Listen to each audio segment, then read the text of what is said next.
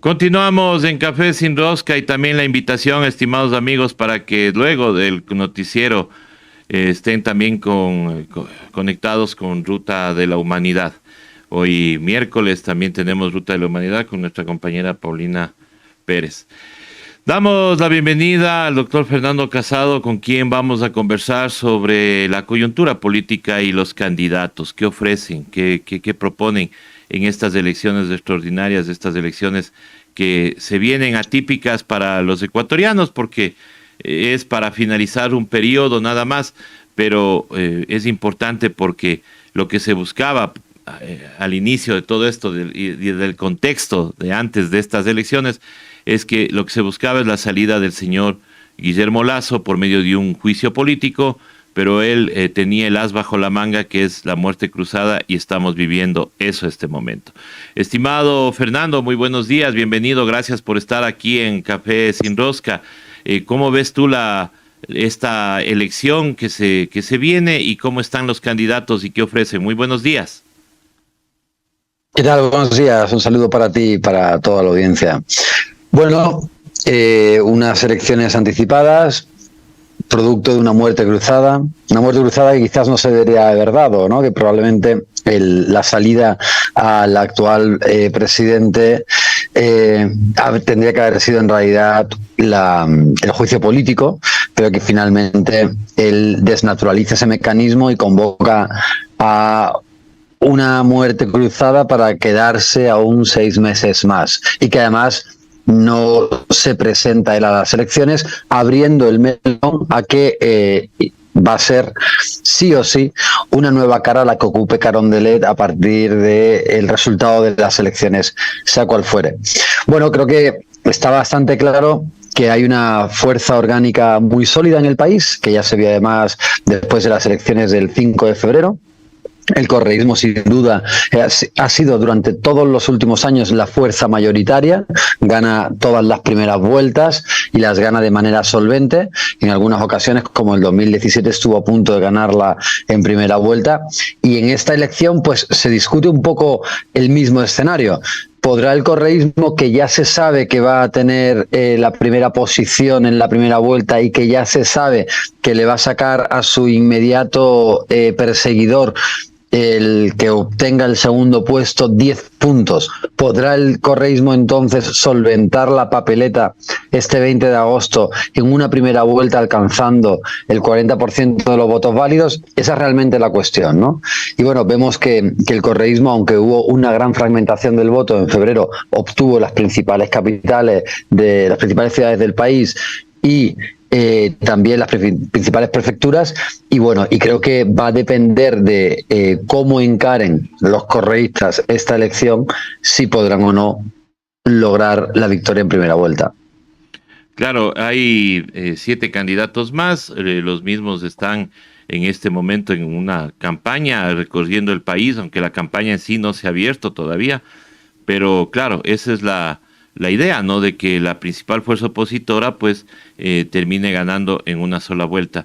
Ahora, todos se enfrascan en hablar de la seguridad, todos hablan de que vienen con buenos planes para seguridad, ofrecen cárceles nuevas, ofrecen endurecer las leyes, pero a nivel económico nada puede funcionar, ninguna política pública funciona sin la economía, y de la economía no hemos oído absolutamente nada. Esto también no puede como generar de alguna manera una desconfianza en el electorado, y por eso también puedan decantarse por la candidatura que les hable la realidad de lo que está viviendo el país, porque de lo que nos dice el gobierno, pues poco más y somos una Suiza en América, ¿no? Sí, sin duda. Si fuera por la percepción distorsionada que tiene el gobierno de la realidad, estaríamos en otro lugar, o probablemente incluso en otro planeta. Claro, el correísmo de nuevo presenta, fíjate qué interesante, como su carta aval la gestión pasada, ¿no? Entonces, ellos de alguna manera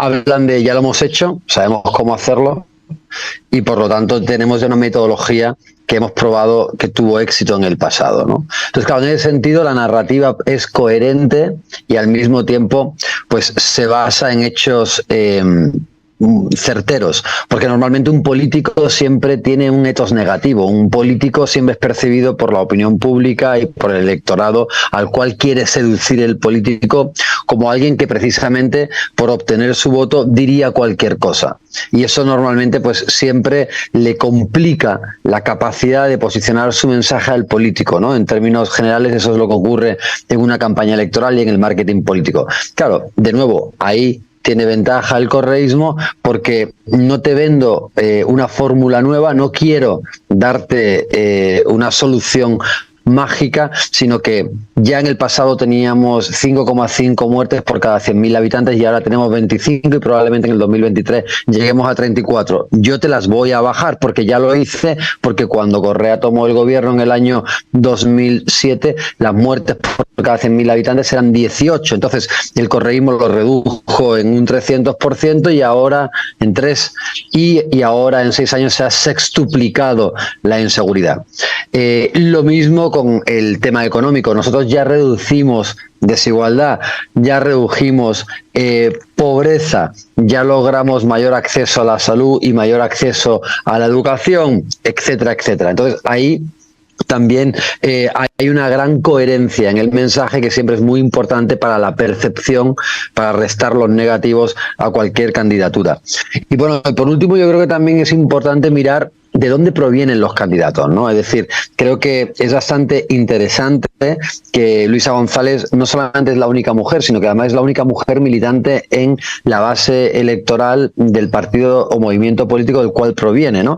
El resto de los candidatos son candidatos de alquiler, ¿no? Se puede dar incluso contradicciones como que partidos de derecha avalan incluso a candidatos que supuestamente son de izquierdas, o hace sobre la manga, donde partidos como el Social Cristiano de manera desesperada lanzan un outsider completamente desconocido, y eso pues en un intento desesperado por conseguir unos votos después de una crisis y una debacle realmente histórica para ese movimiento político.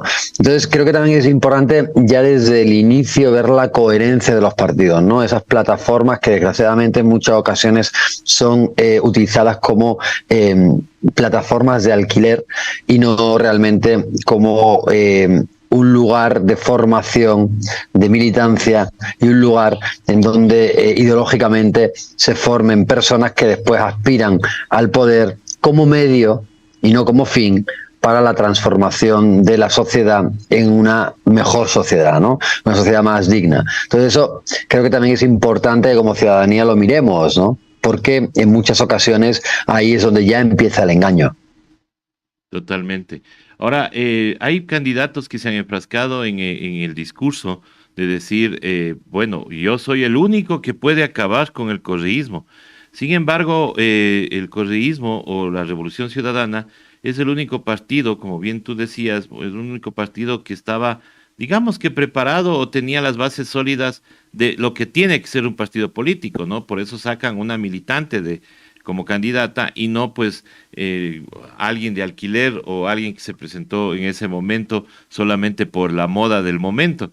Entonces, este discurso de acabar con el correísmo, ¿crees que ya pegue en la gente? Porque ya lo han hecho en elecciones anteriores y la verdad es que ni acabaron con el correísmo ni lo van a acabar, pero siguen en el mismo discurso. Sí. Son candidatos a alquiler y partidos políticos como negocio, ¿no?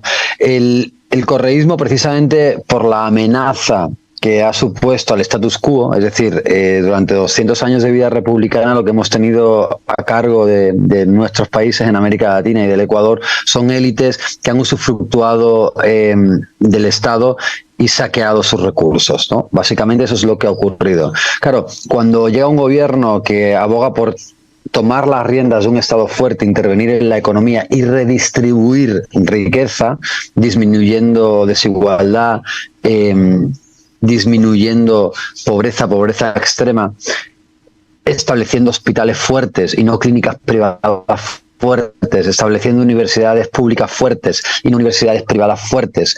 Eso obviamente a esa élite, que es la que tiene el negocio de la salud, el negocio de la educación, les supone una amenaza a sus intereses. Y en ese sentido, pues obviamente ha habido un mecanismo continuo de propaganda, de anticorreísmo, que en muchas ocasiones, por esos mecanismos de dominación cultural, como son los medios de comunicación que están en manos de la élite, han tenido incidencia en una gran cantidad de la población. Porque yo entiendo que a lo mejor ese 1%, 0,5%, 0,1% de la población que pertenece a la élite sea visceralmente anticorreísta, porque para ellos, desde su lugar de enunciación, se atenta contra sus intereses. Pero lo que yo no entiendo es que pueblo llano, probablemente muy beneficiado de las políticas públicas desarrolladas durante 10 años de gobierno de Rafael Correa, tengan esa visceralidad anticorreísta. Y eso es obviamente producto de esos medios de comunicación de propaganda. Pero lo cierto es que sí han calado en la población y hoy en día hay una población que se declara como anticorreísta. Bueno, en cualquier caso, ese anticorreísmo es un anticorreísmo que toma muchas formas, ¿no? Tomará formas que vaya a votar a la extrema derecha, a la derecha bien, a los outsiders, y suele ser, como no es tampoco un movimiento orgánico en ningún momento, porque además no existen otros partidos orgánicos aparte del movimiento correísta, sobre todo a la luz de la desaparición prácticamente del Partido Social Cristiano, es un voto muy disperso. Pero sí es cierto que existe ese voto anticorreísta, que yo creo que es producto de en gran medida de esos mecanismos de propaganda que llegan, ¿no? Eso está estudiado también en la teoría de los efectos de los medios de comunicación, el agenda setting, el framing, que llegan a generar cambios cognitivos en la percepción de la realidad de la población, ¿no? Y eso de alguna manera también, de nuevo, el correísmo, mediante su accionar, mediante sus praxis políticas, mediante mayor dignidad, proveyendo mayor dignidad al pueblo, es lo que debe de ir también cambiando. Así es, estimado Fernando, nosotros queremos agradecerte por haber estado con nosotros, de hacer este análisis y la invitación para seguir en estos espacios, pues analizando estas elecciones que se vienen. Tenemos largo camino hasta el 20 de agosto y obviamente tenemos que seguir analizando cómo se va desarrollando la coyuntura política del país. Estimado Fernando, muchísimas gracias. Tu mensaje final a la ciudadanía. Bueno, simplemente diría que no se dejen engañar, que recapaciten bien cuál es el interés del Ecuador y su interés particular también, primero como miembro de una sociedad y después también como miembro de una familia o como individuo. Normalmente hay muchas ofertas engañosas, pero que hay gente que ya ha probado, que sabe gestionar el Ecuador y que aunque estemos en una terrible crisis social, política, económica, hay gente que sabe cómo sacar al Ecuador y llevarlo a tiempos mejores y prósperos. Muchísimas gracias, Fernando. Este ha sido el mensaje final justamente del doctor Fernando Casado, quien ha estado con nosotros aquí en Café Sin Rosca. Regresamos luego de este corte con Al César, lo que es del César. Un abrazo, Fernando, muchas gracias. Un abrazo, gracias. Desde los Andes ecuatorianos, en las mágicas